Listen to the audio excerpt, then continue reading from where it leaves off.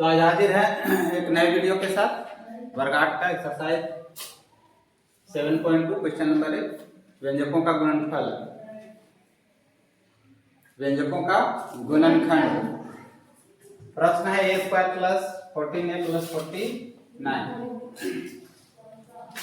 ax का square plus bx plus c इस रूप में होता है ये, और इसे हमें तोड़ना है।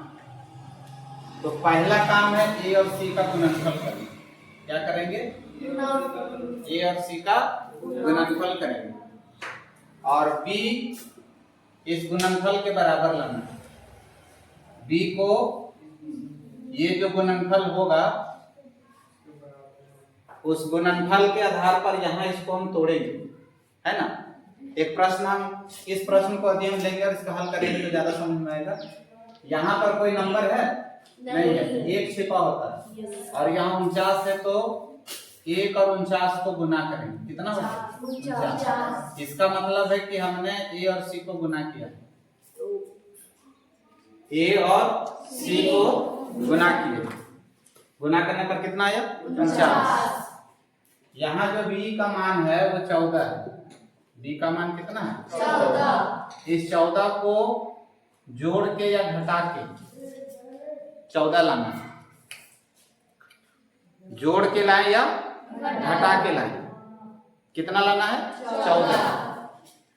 तो बहुत ही आसान क्वेश्चन है कि 7 और 7 को हम जोड़ रहे हैं तो कितना आ रहा है? 14। तो जिसको हम जोड़ रहे हैं क्या इसको गुना करने पर 49 आ रहा है? हाँ। आ रहा है। यही नंबर ले। यहाँ पर यदि हम 8 और 6 भी लेते तब भी 14 होता। 8 और 6 14। लेकिन क्या ये दोनों को गुना करते तो 49 आता?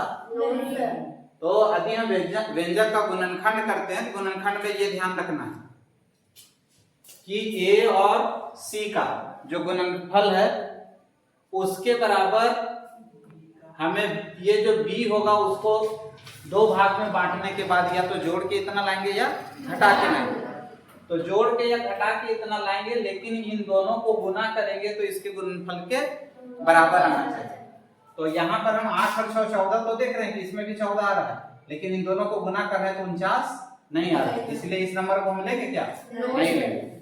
यहाँ पर आप देखेंगे कि 9 और 5 14 होता है, ये भी हो रहा है, लेकिन यदि 9 और 5 को हम गुना करते तो 49 आता है?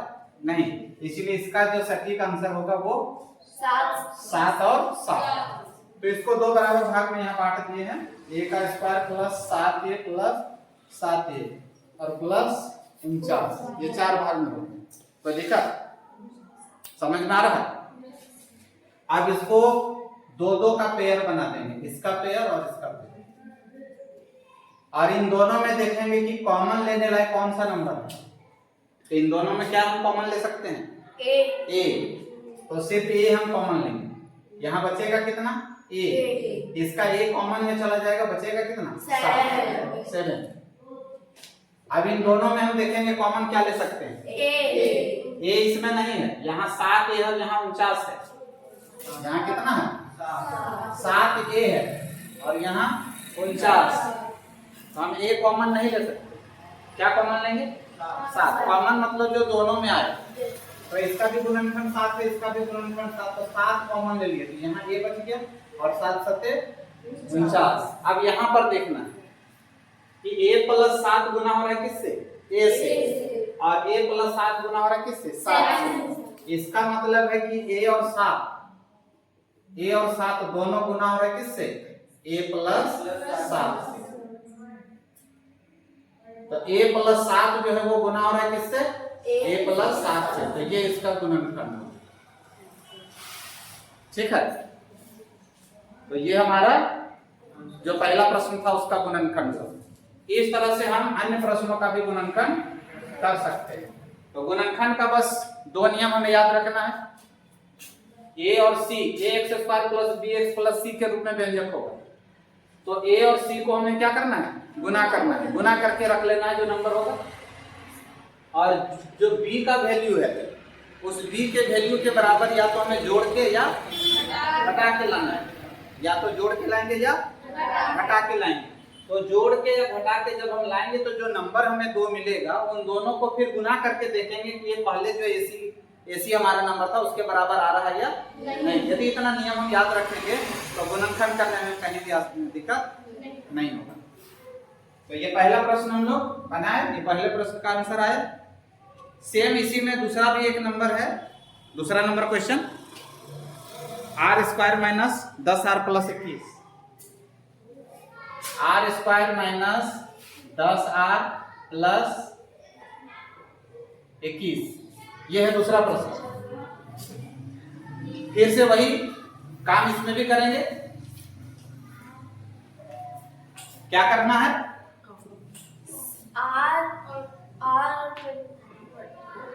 ये हमारा ax के square plus bx plus c के रूप में है। इसमें a छिपा हुआ है यहाँ और c यहाँ पर। a का वैल्यू कितना है 1 और c का वैल्यू 21, दोनों को गुना करेंगे। कितना आएगा गुना करने पर? 21। अब क्या करना है? b का वैल्यू 10 है, b का जो वैल्यू है वो कितना है 10 माइनस 10।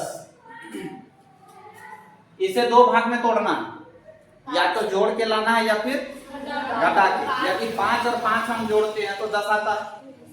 तो 10, 5 और 5 यदि हम दो भाग में इसको बांटते हैं, 5 जोड़ 5 तो 10 तो है, लेकिन इन दोनों को गुना करने पर 21 आया नहीं। दूसरा नंबर लेंगे, कोई दूसरा नंबर लो।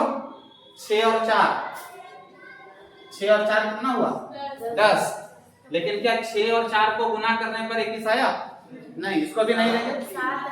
7 और 3, 7 प्लस 3, 7 3 10, लेकिन इन दोनों को गुना करें तो किस आ रहा है। इसका मतलब इसको लेंगे, ये दोनों हम नहीं लेंगे। ध्यान ये रखना है कि इसका b का जो वैल्यू है वो -10 है, इसलिए दोनों नंबर को हम माइनस में लेंगे।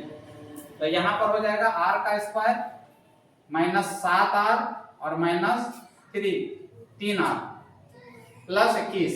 कोई दिक्कत है? समझ में आ रहा? तो 7r का स्क्वायर माइनस इसी 10r को हम दो भाग में बांट दिए, -7r और -3r और प्लस 21। तो यहाँ पर अब दोनों में हम कॉमन लेंगे और इन दोनों में भी कॉमन लेंगे। इन दोनों में कॉमन क्या लेंगे? r कॉमन लेंगे तो यहाँ बचेगा क्या r और -7। इन दोनों में कॉमन क्या लेंगे?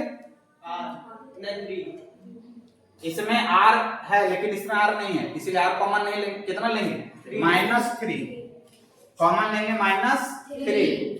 तो इसमें -3 ले लिए तो r बच गया। इसका माइनस कॉमन लिए है तो यहाँ क्या बचेगा माइनस, क्योंकि ये माइनस माइनस प्लस होता है। तो 3 सत्ते 21। अब यहाँ पर देखेंगे कि r जो है वो गुना हो रहा है r-7 से और -3 गुना हो रहा है r-7 से।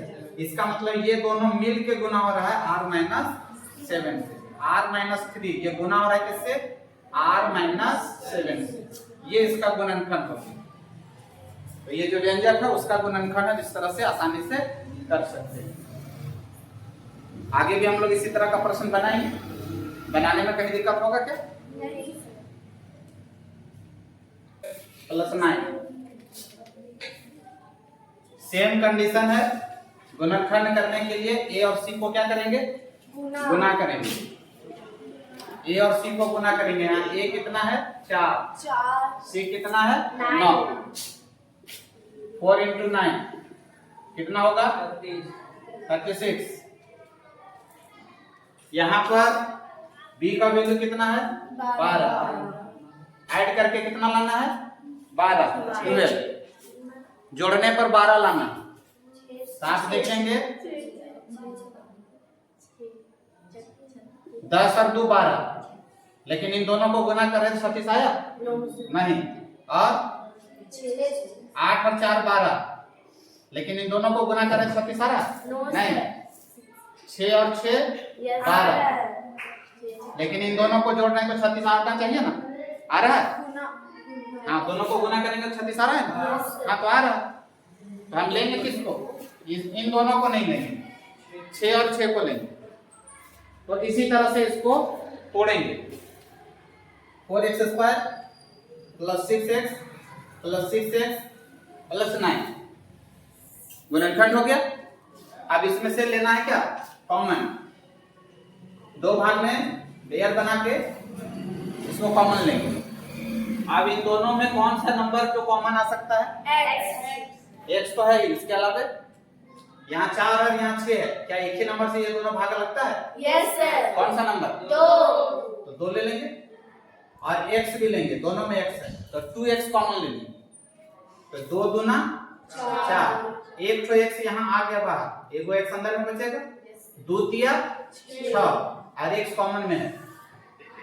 अब ये दोनों किस नंबर से भागा लगेगा? 3 से। x भी ले सकते हैं क्या? नहीं। तो यहाँ पर 3 कॉमन ले लिए, यहाँ x बच गया, अब 3 तिया 9, यहाँ 2 बचेगा, 3 दूना 6 और 3 तिया, यहाँ 3 कॉमन लिए, 3 दूना 6 और 3 तिया 9। अब यहाँ देखोगे कि 2x गुना हो रहा है किससे? 2x प्लस 3 से, और 3 गुना हो रहा है किससे? 2x प्लस 3 से। इसका मतलब ये दोनों गुना हो रहा है, 2x प्लस 3 गुना हो रहा है किससे? 2x प्लस 3 से। तो ये इसका गुणनखंड हो गया और ये इसका आंसर है। ठीक है, समझ में आ रहा है? Yes sir. बनाना आसान है। इसके बाद का जो भी क्वेश्चन है वो बना सकते हैं हम लोग।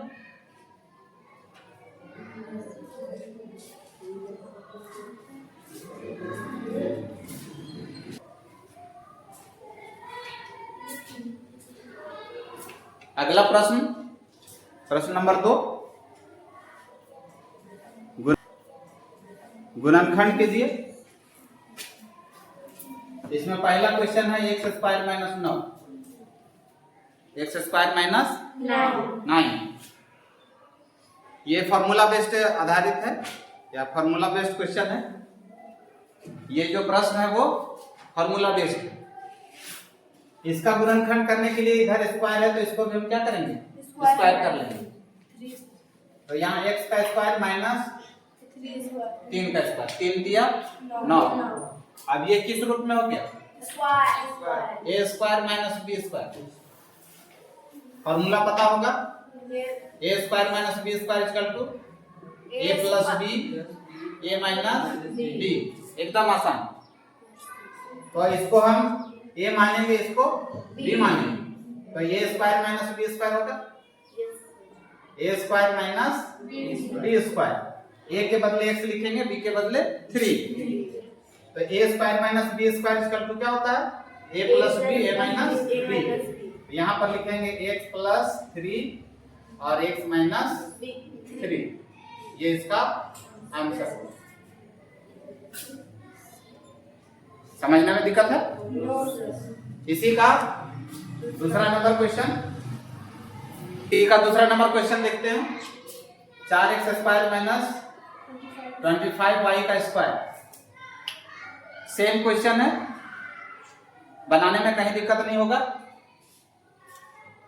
4 को हम भली भांति 2x का स्क्वायर कर सकते हैं, a स्क्वायर हो गया माइनस 5y का स्क्वायर, तो a square minus b square.